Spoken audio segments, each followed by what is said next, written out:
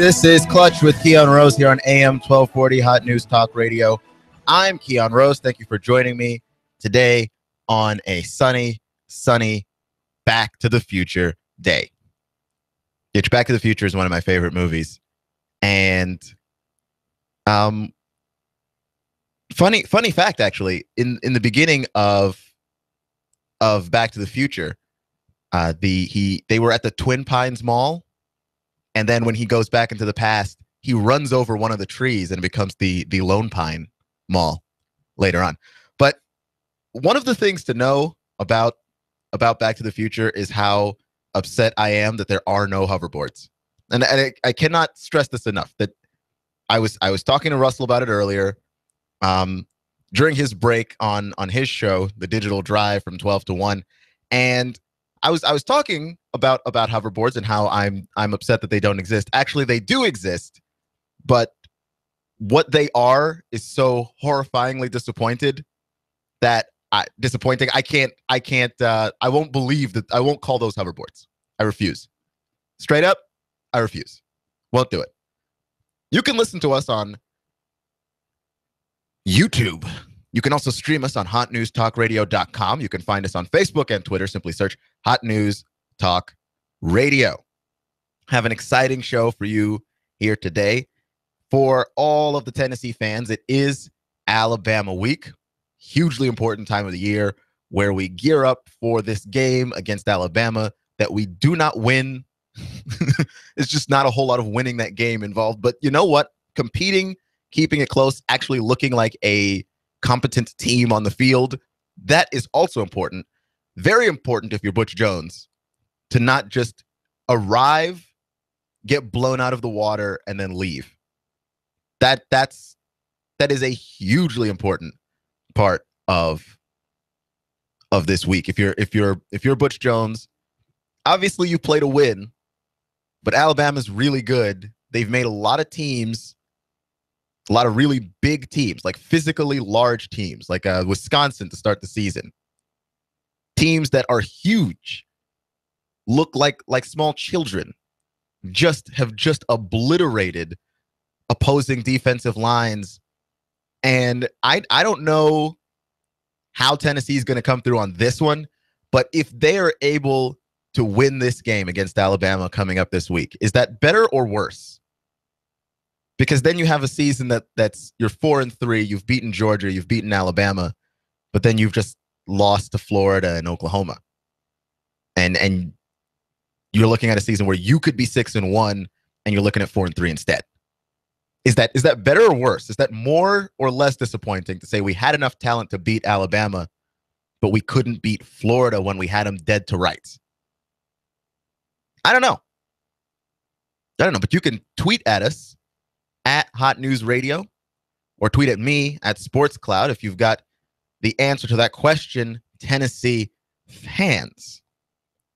Arkansas playing Auburn also along the way. So we're going to be talking SEC football, but also because basketball season is right around the corner. The last home preseason game for the Hawks is tonight. A nice tune-up against the Memphis Grizzlies before they take on the Pistons, and then take on the Pistons again to open the season. So they end the preseason with the Pistons and then open the season against Detroit also. So we're going to talk some Hawks basketball, and to help is Brad Rowland. He writes for Peachtree Hoops on SB Nation, and I'll be asking him, I want some of his thoughts on some of the Hawks acquisitions. They got Tiago Splitter. They got Tim Hardaway Jr. Damari Carroll goes over to Toronto. And I want to know what the production from them is going to look like without these guys, or with these new guys and without Damari Carroll. I'm very curious. And also I'm curious to know about Thabo Sefolosha, how that whole story is going. Thabo was cleared of criminal charges. He is suing the New York Police Department and the city of New York for $50 million. He seems to have a legitimate case. The national media, ESPN specifically, has not decided that this is news, so we're not covering it. Nobody's really covering it. And the people who are covering it are the complainers who complain that it's not being covered. We're not actually covering the story. So I'll ask him why that is. We'll get into some other things. That's Brad Rowland of Peachtree Hoops. So very excited about that. This is Clutch with Keon Rose. And how bad is it if you are Alabama, you're all the way up to number 8. People had you buried. Okay, Alabama lost one game and everyone was like done. We were just afraid to touch Alabama, to even consider that this team was going to be a contender again this season, partially because Alabama does so much winning that it's satisfying to bury them. It is. It was satisfying to say, you know what, maybe this just isn't their year. And when a team does that much winning, it gets tiring for the fans. Well, the fans who are not Alabama fans, it gets tiring. You're just tired of hearing about them. You're tired of seeing the curly A everywhere. You're tired of us talking about how Nick Saban is one of the greatest coaches ever. Like, he is. Like, why do we have to keep having this conversation? So it was satisfying to go, you know what? Maybe this isn't Alabama's year. Except after that one loss, they've basically trounced everyone.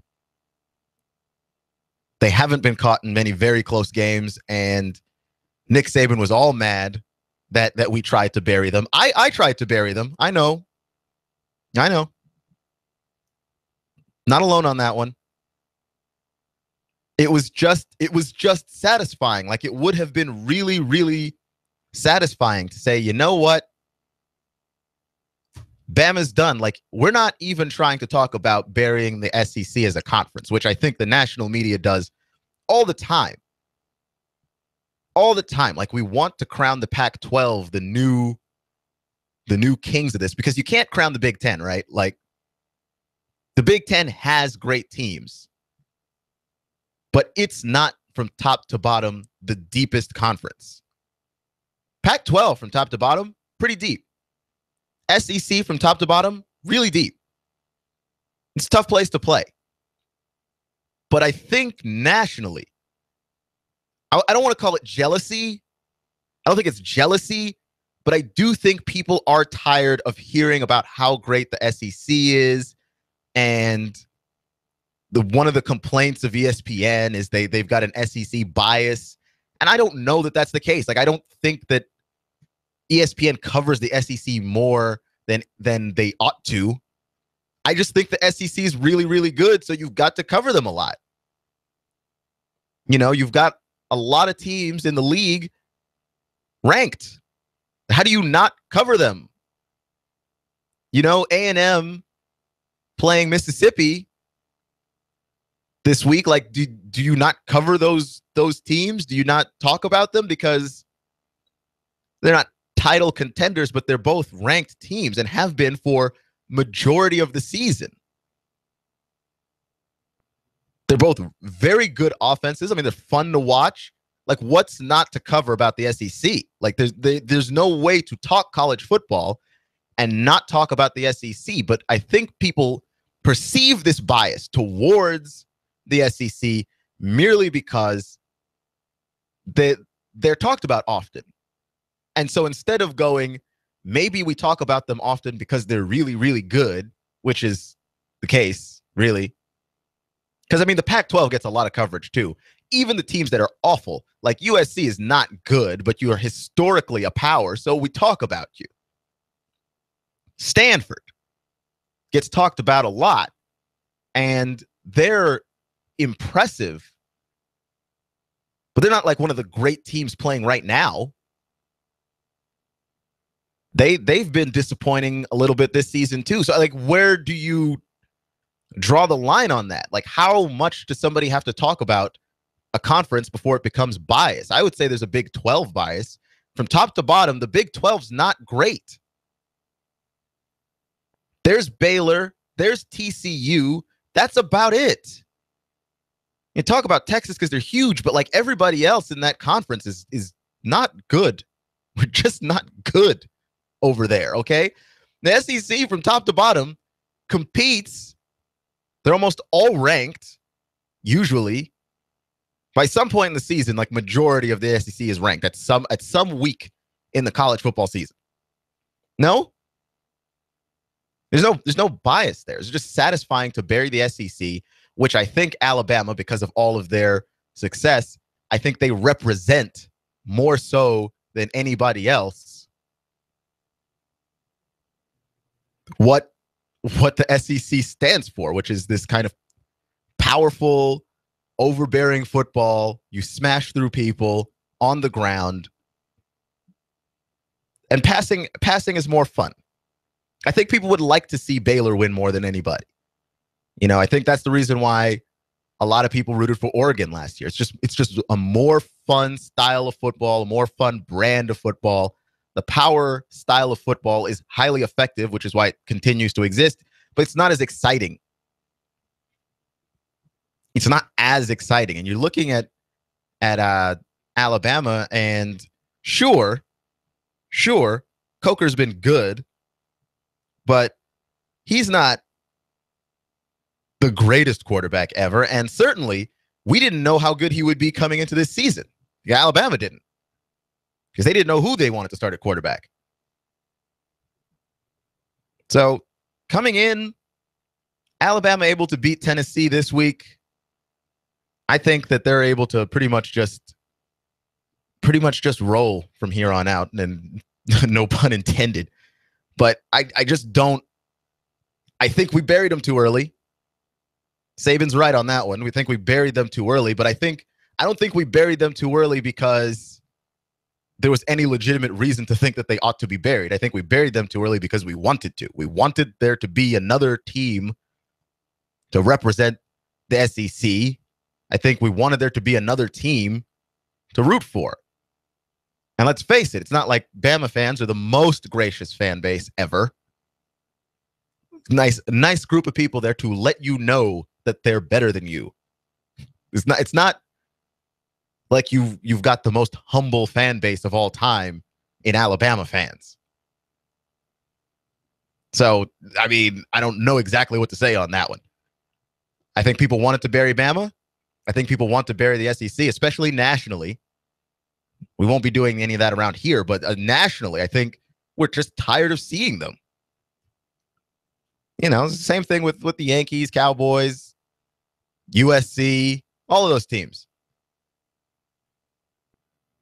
You see so much of them, and their fans aren't gracious, and all of those things.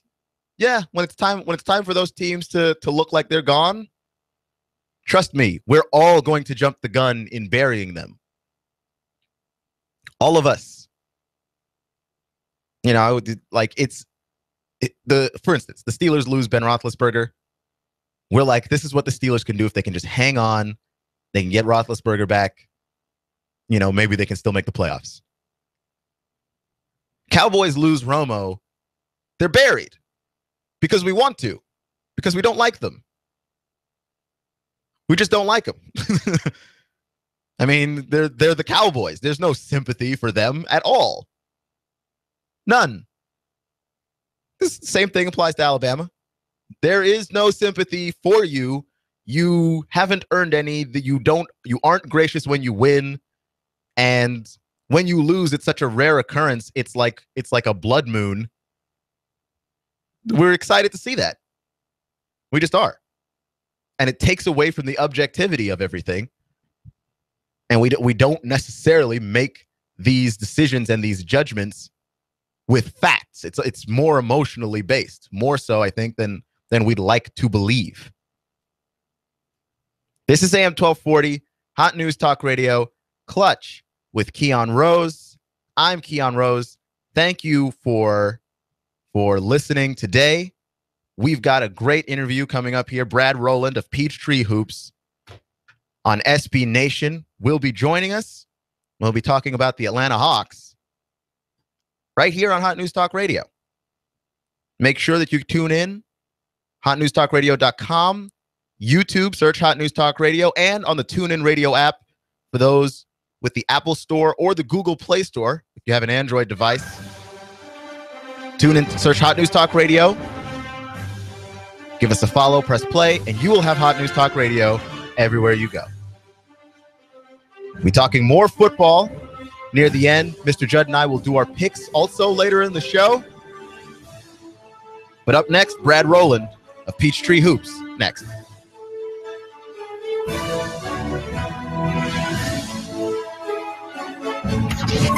This is America Now with Meghan McCain. Al Gore running is crazy. You're flying around in your private jet all over the world, and you want average Americans to care about the environment. Don't you think you should be doing your part as well?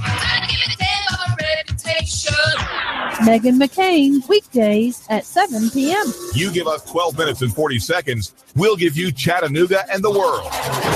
News Talk 1240.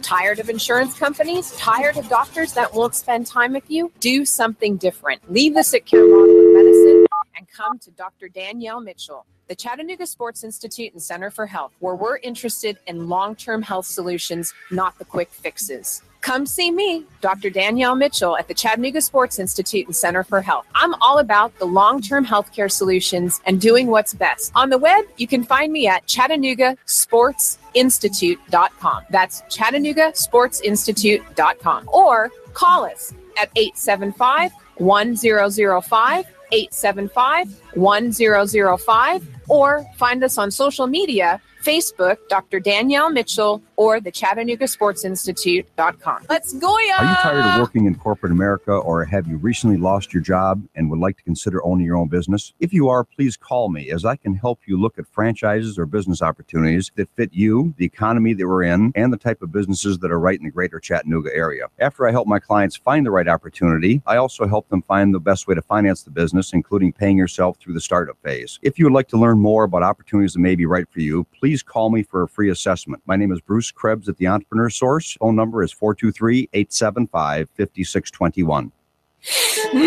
That smells so good. Smells like a big Italian dinner. But you're going to walk out with two. Buy one hot pizza, get a one for free. Two pizzas. You got the two for the price of one at Raphael's Italian Restaurant and Pizzeria. My favorite Italian restaurant of all the time. Now, I'm living in Hicks, and I go to Raphael's right down the street in Hicks and Pike, right near Highland Plaza. You're in Saudi Daisy? Raphael's Italian Restaurant and Pizzeria in Saudi Daisy.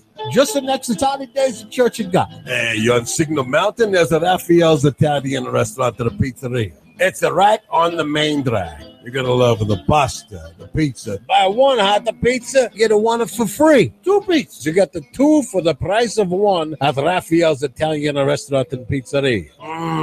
Tastes so good. Bring the whole family. Come on, Raphael's Italian Restaurant and Pizzeria. Mangia. Salute. Hi, I'm Rebecca Costa, host of the Costa Report, every Sunday at 9 a.m. Did you know that a quarter of the world's population will experience mental illness?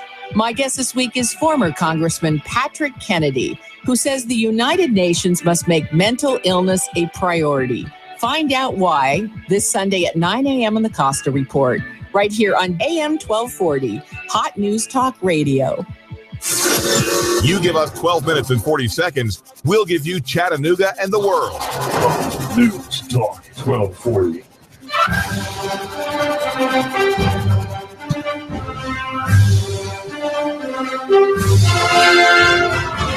This is Clutch with Keon Rose here on AM 1240 Hot News Talk Radio. You can find us on Facebook, Twitter, and YouTube. Search Hot News Talk Radio. We are the first thing that comes up. And if you'd like to hear us on your mobile device, search for the TuneIn Radio app on the Apple Store. It's absolutely free. Or the Google Play Store for those of you with Android devices. And you will have Hot News Talk Radio wherever you go.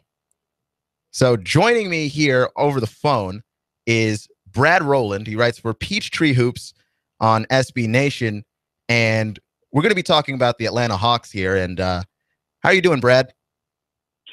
Doing well. Happy to be here. Always ready to talk some Hawks. All right. So let's just jump right into it. Over the offseason, the Hawks were able to acquire Tiago Splitter and Tim Hardaway Jr. What do these guys add to the Atlanta Hawks Yeah, the one that I loved was the Splitter acquisition. Hawks kind of, as good as they were a year ago, they kind of have always had a need behind Al Horford in the front court, and Splitter is sort of their best rim protector in a long time. Not necessarily starting alongside Horford, but kind of being that quality third big. No offense to Pero Antic, but he was not particularly good last year, especially in sort of rim protection and rebounding. Those are two neat areas that the Hawks needed to address, and they definitely did that with Splitter. At virtually no cost. They traded basically nothing for him. He's making a good chunk of money, but the Hawks could fit him under the cap. And anytime you can get a real asset without having to give much up, that's always a good thing. In the case of Hardaway, I like that move a little bit less, but there is a way that this staff can kind of maximize him. He's a very good shooter, good scorer off the bench that the Hawks kind of haven't had. He does have some limitations. He's a great defender, and that's probably being kind, and some shot selection issues that he had in New York. But getting him sort of in a more structured set with the Hawks and under Mike Budenholzer, there's definitely some talent there and some raw ability that the Hawks can harness and see how much they can extract from him as sort of a secondary scorer and creator. Okay, that sounds very promising, especially Splitter. Do you think Coach Bud's relationship with the San Antonio Spurs, having coached there, had anything to do with him going out to get Tiago Splitter? Maybe, yeah. I think the Spurs were kind of trying to offload some salary in order to make the LaMarcus Aldridge thing happen, and Budenholzer having that previous relationship with Splitter is, I'm sure, probably came in handy. He knows what Splitter can do, what he can't do. It kind of just ended up being a perfect fit. The Hawks had enough space to take him and had that need. And the Spurs were, kind of desperately trying to create that room. So I think it was probably an instance where the Spurs kind of called the Hawks first because they had that relationship, and it happened to be a great fit for the Hawks and Mike Budenholzer, knowing Splitter as he does. So it's kind of the perfect storm. And so the NBA, just like anything else, is kind of about relationships and kind of knowing what you know about other people, and that relationship's going to come in handy for sure. Definitely. And one of the big losses during this offseason, Damari Carroll, he averaged 12.6 points per game, 5.3 rebounds per game. He didn't have a lot of turnovers, shot the ball pretty well. How do the Hawks plan on replacing his production moving forward? Yeah, Damari was great. A lot of people think he was sort of the heart and soul of this team last year. Great defensive player, too. Two-way guy who shot the ball really well as well. As far as replacing him, the Hawks have a few options. Getting Thabo Sefolosha back on the court will be helpful, especially on defense, kind of replacing Carroll. I think Sefolosha is probably the long-term starter. Once he's 100% healthy, he's probably the starter at small forward in place of Carroll. Also, the Hawks have Kent Bazemore, a guy who they've had in the program for a little bit of time now, and he was kind of impressive at times last year. High-energy guy, great athlete, who can really do some things to be helpful on both ends. We already talked about Hardaway. That's an option the Hawks can use. And they also signed Justin Holiday from the Warriors. Holiday was a guy the Warriors didn't necessarily need to play a lot last year, but he's kind of a super athlete, 6'7", very, very long, like a 7-foot wingspan, who could kind of be a 3-and-D guy in the future.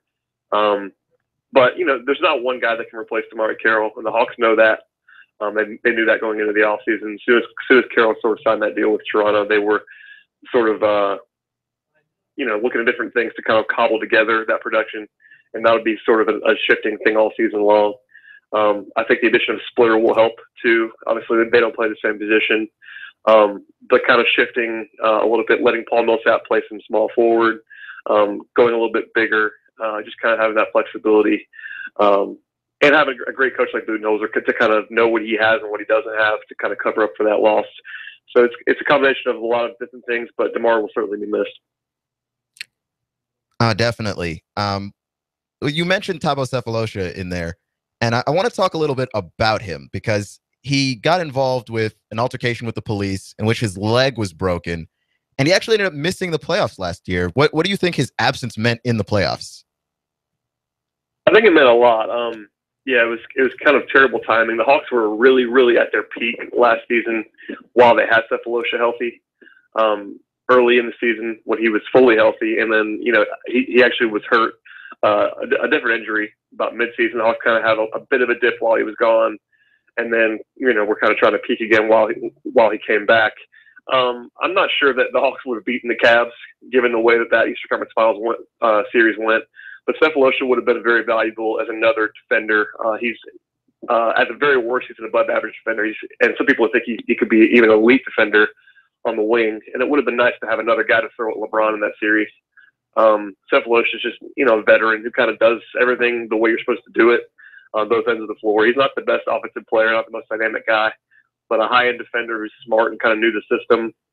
So it definitely would have helped. I think the Hawks would have gotten a game or two in that series if he was available. Not sure they would have won it, but it definitely hurt the Hawks a lot that he was not there.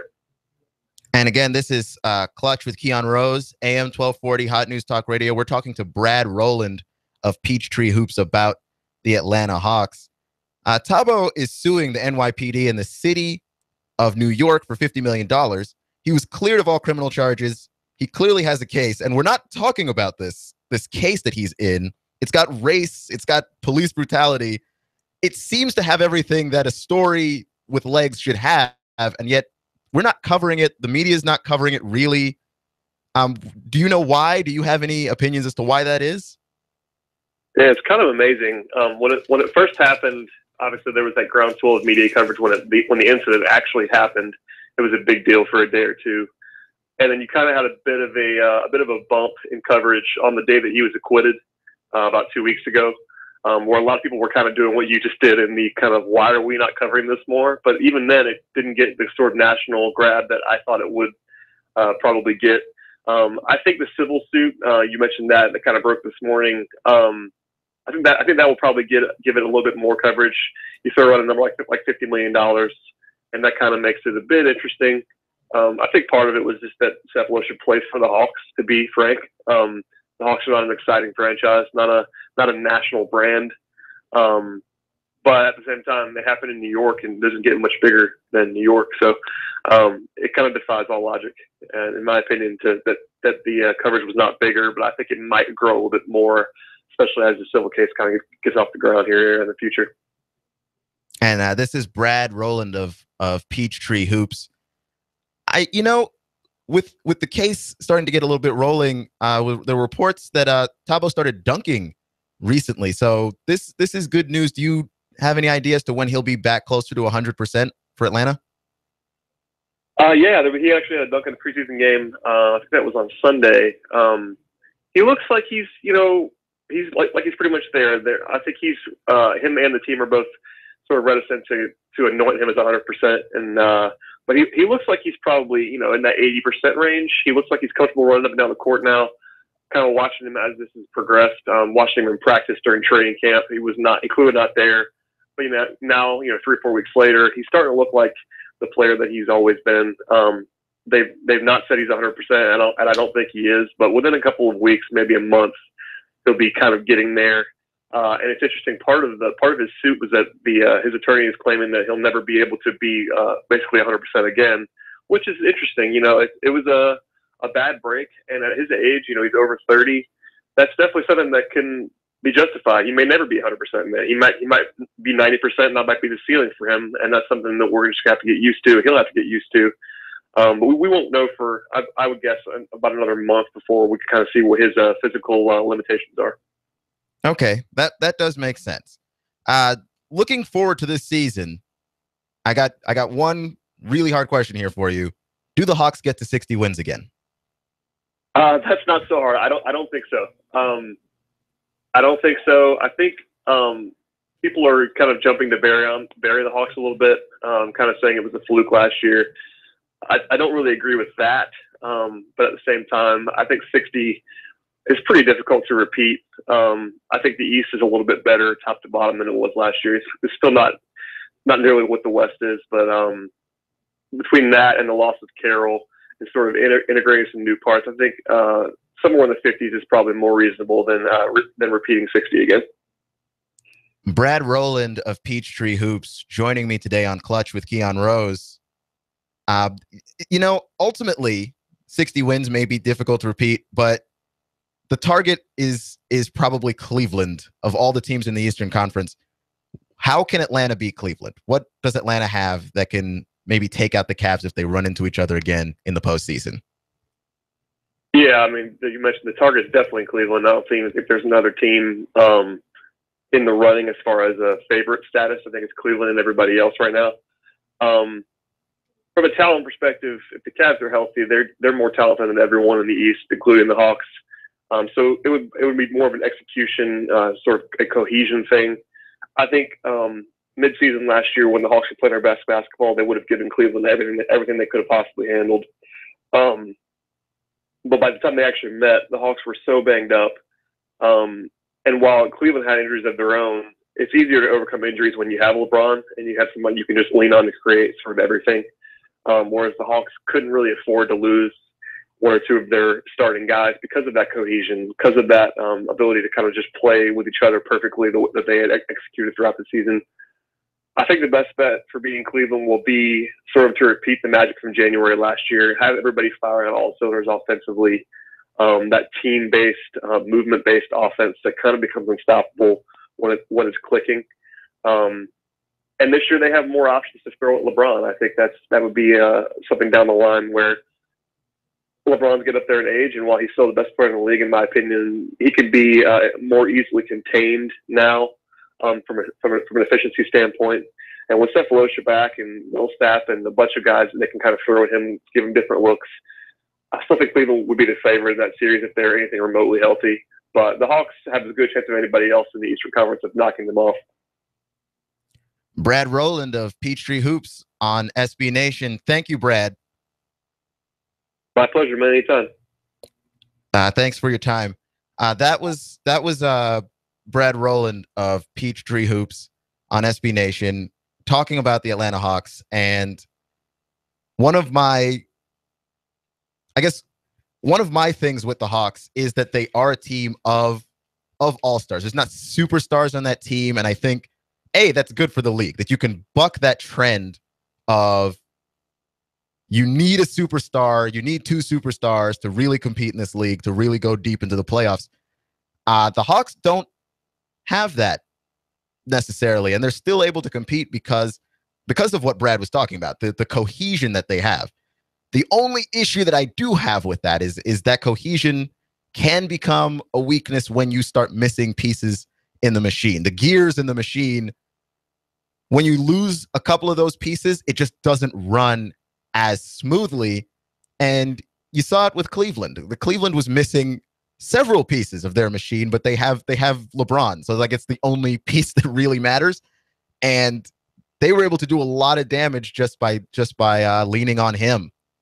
And Atlanta's going to be exciting to watch again. If they can stay healthy, I don't know why they can't go back to the finals. Because here's the thing with Cleveland. They've got a lot of injury-prone guys on that team. That's Kyrie. That's been his whole career, has been him fighting injuries at some point or another. Can Kyrie make it another whole season, or did LeBron go back to Cleveland to join basically another Dwayne Wade in terms of durability? Because if that is how this shakes out again, that's what that feels like. Kyrie hasn't been durable at all. And you're looking at an Atlanta team that if they can stay healthy, because it's not like they play this style of basketball that is completely injury-inducing to all of their players. If they can stay healthy, there's not really any particular reason why they shouldn't threaten to be back into the Eastern Conference Finals again, and why they can't threaten to win it. So many thanks to Brad Rowland of Peachtree Hoops. He has an article on SB Nation. It's a preview of tonight's game, preseason game against the Memphis Grizzlies. Go ahead there and check it out. And we'll be back to make our picks. Me, Mr. Judd, as always, here on Clutch with Keon Rose. We'll be back with the picks next.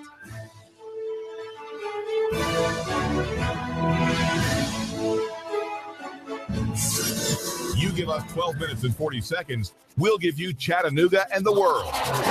News Talk 1240. Are you tired of feeling like just another account number to your financial advisor? Try something refreshingly different. Call Edward Jones Financial Advisor, Patrick Neal. in Hickson at 870-7894. Edward Jones, making sense of investing. Member SIPC. We've got a table here at Delia's in Saudi Daisy, ready to delight in a plate of authentic Mexican food. Delia's spreads a rich selection: loaded nachos, crazy chicken, homemade tamales, maybe the enchiladas with beef, chicken, pork, quesadillas. Every dish beautifully pictured on the menu to help us decide. Join us for lunch or dinner. We're at Delia's in Saudi Daisy on Dayton Pike near the Thrasher Light. Here's dinner. Delia's uses the freshest ingredients, cooked to perfection. Nachos, homemade. Delia's open every day except the Lord's Day.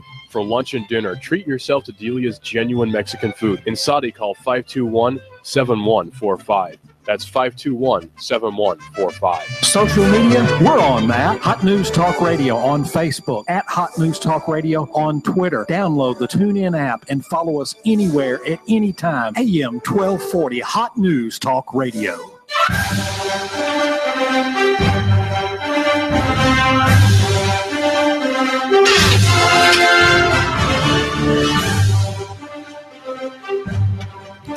This is AM 1240 Hot News Talk Radio Clutch with Keon Rose. I'm Keon Rose, and joining me is I am not Keon Rose, right? Always not Keon Rose, Mr. Judd. Absolutely. Thank you so much, Keon. I hope you had a good weekend and a great week.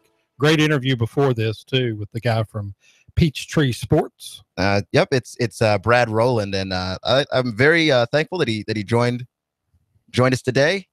Because I learned a lot. Well, that's good. I mean, he was very knowledgeable, and I hope the Hawks do well. I would like to see them beat the dreaded Cavaliers. I would like to see that too. I actually went to the playoff game against the Wizards last season. Right. Game 3. I mean, that building was on fire. I bet it was. Hawks fans have this reputation of not being great fans, but honestly, that was one of the most intense buildings I've ever been in. And I'm a Wizards fan, so it was rough. I bet it was. I bet it was. It was rough. Fans were nice though. They definitely weren't as harsh as they could have been. Well, I've never been. Take that back. I have been to an NBA game. I've been to a Grizzlies game when it was in the old Pyramid in Memphis, and now, of course, they're in the FedEx Arena. But it's easy to get caught up in the momentum of an NBA game because it's happening so quick and so fast. And you know what? On TV, it doesn't seem that quick, but in live and in person, it's fast. It is fast. Game. You have to be there in person. Like Jeff Teague in person is incredibly fast. If you've never seen that, and in your own, football players look fast, but you're on a 100-yard field, and then you take a person that's as fast or faster than most football players and put them on such a small area. And it's just such a quick game. I mean, the ball's moving quick. The people are moving quick. So it's a lot of fun. So if you get a chance to catch an NBA game, definitely get down to Atlanta or drive over to Memphis. I guess that'd be the two closest to us, right? Yeah, those would be the two. I would suggest Atlanta. Memphis is really a long way. Shockingly far. Yes, it is. I went for some friends with some barbecue, apparently under the delusion that was a closer route than that was. No. It's no easy way to get to Memphis. And we've got our picks coming up. And of course, this is Tennessee, Alabama week. And Vols need to do something here. And I heard you yesterday talk about their schedule on the back end. I tell you what, I don't think Kentucky is no slouch. And that's a huge rivalry, the Kentucky-Tennessee game. So I'm anxious to see how Kentucky plays against them. And then whatever Missouri team shows up, they could be looking at 3 more losses. You don't ever know. The vaunted Vols. Your Vols, that you pick them now. I mean, I picked them, but here's the thing. I guess since I moved here, it's just rubbed off on me. Just how... Well, I've been here for 22 years, and that rub just hadn't got up next to me yet. Yeah, but you're if anything, I got another kind of rub going. And your Longhorns, they're playing this weekend, aren't they? They are. Good. Actually, I hope that's one of our picks. That will be. Okay. All right. I want to make sure because I'll take whoever's against them. That would be, well, let's hold on to it for a second. All right. We'll start out with Auburn and Arkansas. 15-point favorite are your Razorbacks. That boggles my mind. what in the heck are they thinking? I'm going to take the Razorbacks, but that makes me nervous. I mean, by 15. I don't like that, but there's a reason it's 15. Here's the thing, though. Auburn has looked really shoddy. I mean, so is Arkansas. That's true, but Auburn is. If Arkansas can run the ball and keep the ball away from Auburn, I feel good because Auburn can score in a half second. That's true. The thing is, and it's the old saying about those Chip Kelly offenses that always play fast, is that if you're not playing well, you'll just 3 and out really fast. Right. And I think that's where Auburn is right now. They're playing fast, but they're not. Right.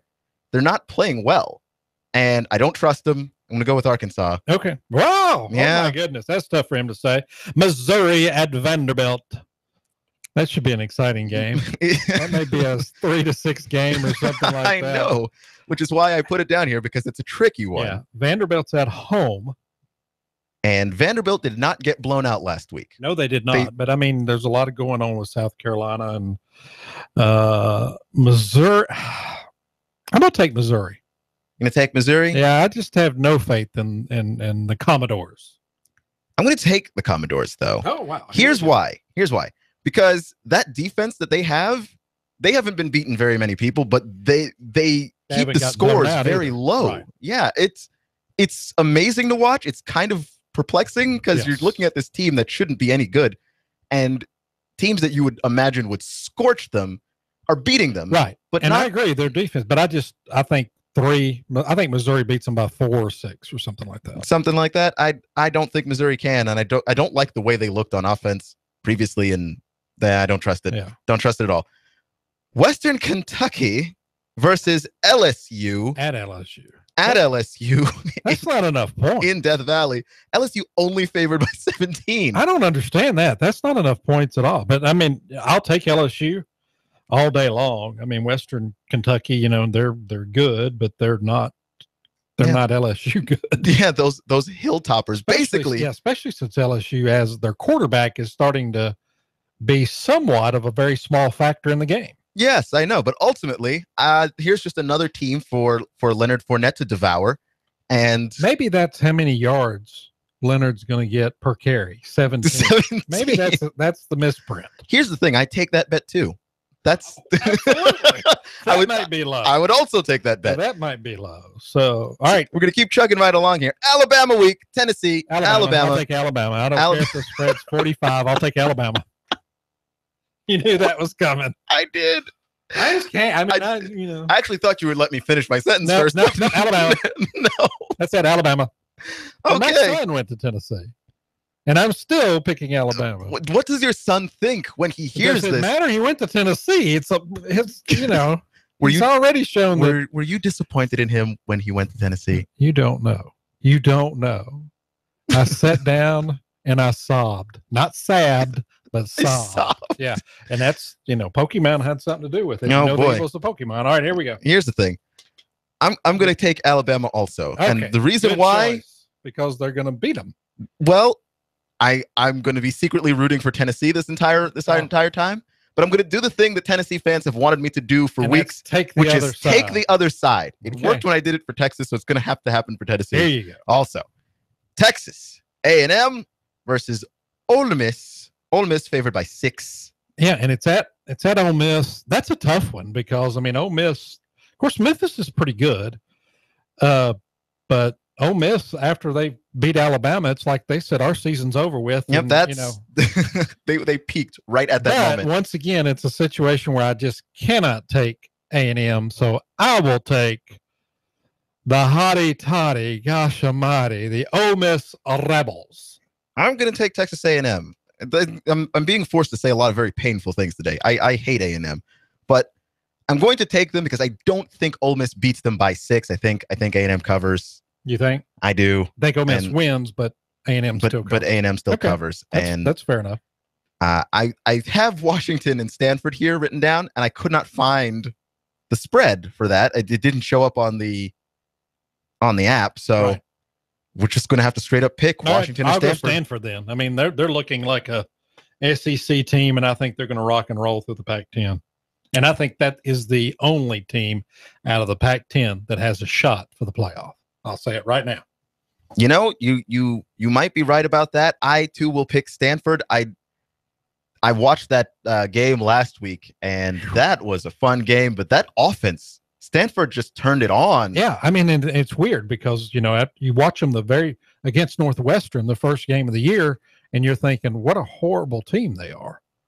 And now they're looking like they could play with anybody in the country. Yeah, Hogan's throwing the ball extremely well. I'm blown away by how well they're playing offense, especially running the ball. I mean, that's just was he getting like 9 yards a carry last week? Goodness. Against UCLA. Yeah, it's not like it was against Western Kentucky. Which Leonard Fournette's gonna do some terrible things to those people, and I am so sorry. The man playing with not the boys, but maybe the preschoolers. With the toddlers. Yeah. Florida State and Georgia Tech. Florida State is the 6.5-point favorite over the Yellow Jackets, and they've been kind of sneaking under the radar a little bit. They haven't done anything flashy, but they've been winning. I'm a Florida State. I was a big proponent of Georgia Tech early, and they let me down. So I'm going to get off that, and I'm going to go to Florida State, and I think Florida State probably beats them by 7+.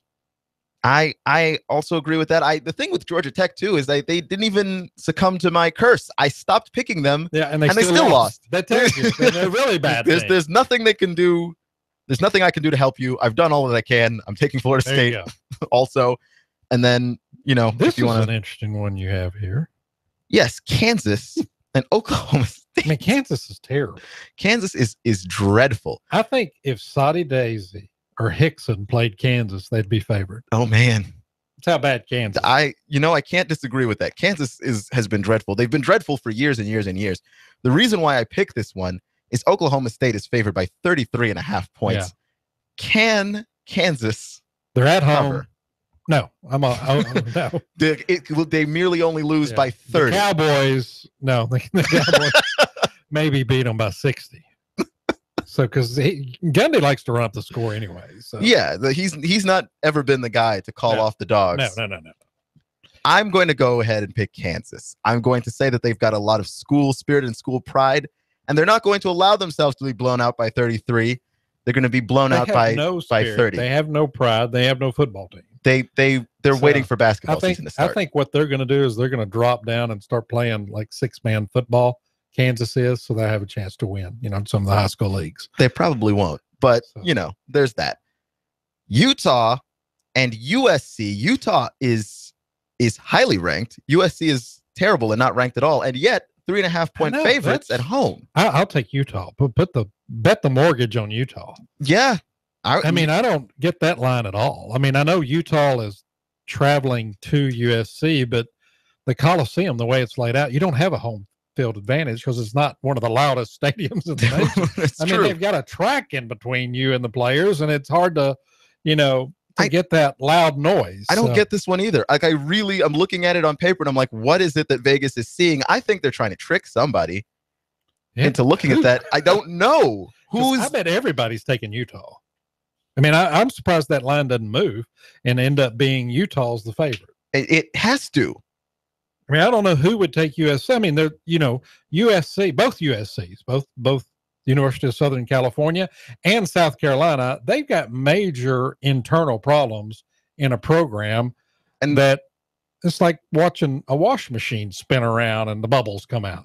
Right. And if you're on your interim head coach at this point in the season, like, there's nothing good happening for you at all. Like, recruiting's not going well, and then everything else is following it. So it's just, I think they're a mess, and I know they got keyed up, and he probably did a pretty good job keying them up against Notre Dame, but that's a big rival. I'm guessing that the USC-Utah game is not a traditional rivalry. No, I don't think it is, but Utah's got that offensive firepower, though. I don't understand this one at all. I think we're both taking Utah over USC.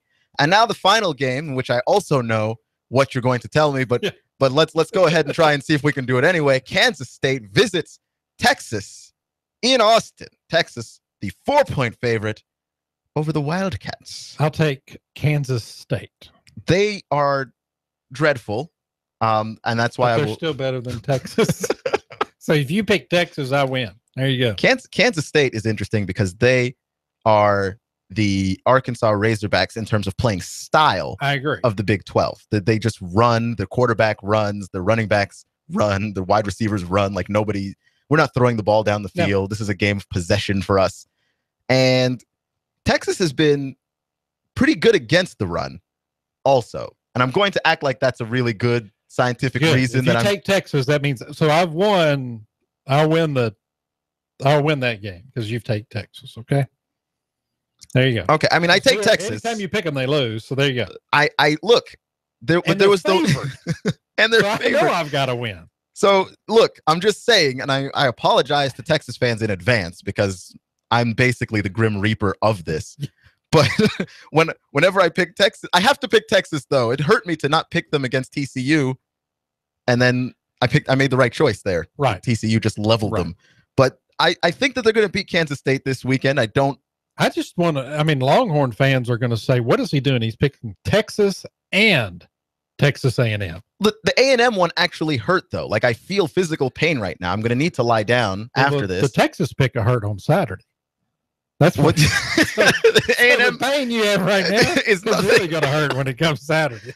You know what? I just don't think so. But you know what? We're coming up to the end of the show. Thank you, everybody, for listening. Thank you, Mr. Judd, for joining me. Absolutely. Thank you for having me. These picks.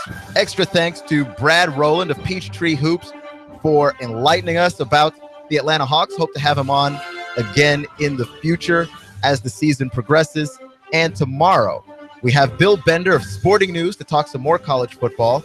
And that is the show. Thank you for joining me today on Clutch with Keon Rose on AM 1240, Hot News Talk Radio. I'll see you in 23 hours. Media Network's coverage of the NFL. Hi, this is Jerry Recco. Join Kevin Ray, Danny White, and myself for all the action. Hot News Talk 1240. If it's the NFL, it's right here. You give us 12 minutes and 40 seconds, we'll give you Chattanooga and the world. Hot News Talk 1240. Cell Surgeon, an affordable quick fix for your smartphone and tablet in Northgate Mall next to Old Chicago Pizza. We do the best quality work. We have the best customer service, the most competitive prices around. Cell Surgeon, a painless operation to fix your sick device. Well, if you have a cheap charger or something that's not really designed for your phone, it can mess with your battery. It can actually fry your phone. So you need to make sure you have a quality product that's going to be designed for your phone. Cell Surgeon, your smartphone doctor's in the house at the Northgate Mall next to Old Chicago Pizza. If you charge it in the morning and, by noon, it's at, 50% under normal use. That means your battery's pretty much dead. And once you've reached that point, it starts to deteriorate. Cell Surgeon, call 423-668-0100 or go to cellphonerepairchattanooga.com. We do free estimates. If your phone's not working properly, bring it in when we weren't happy to take a look at it and diagnose it and see what we think is wrong with it at no charge. Most phone repairs can be done in 30 minutes or less. Cell Surgeon, an affordable quick fix for your smartphone and tablet in the Northgate Mall next to Old Chicago Pizza. Don't take it in the bathroom. Don't ever put it in your back pocket. And don't charge your phone while you're sleeping. Cell Surgeon, an affordable quick fix for your smartphone and tablet in the Northgate Mall next to Old Chicago Pizza. Call 423-668-0100 or go to cellphonerepairchattanooga.com.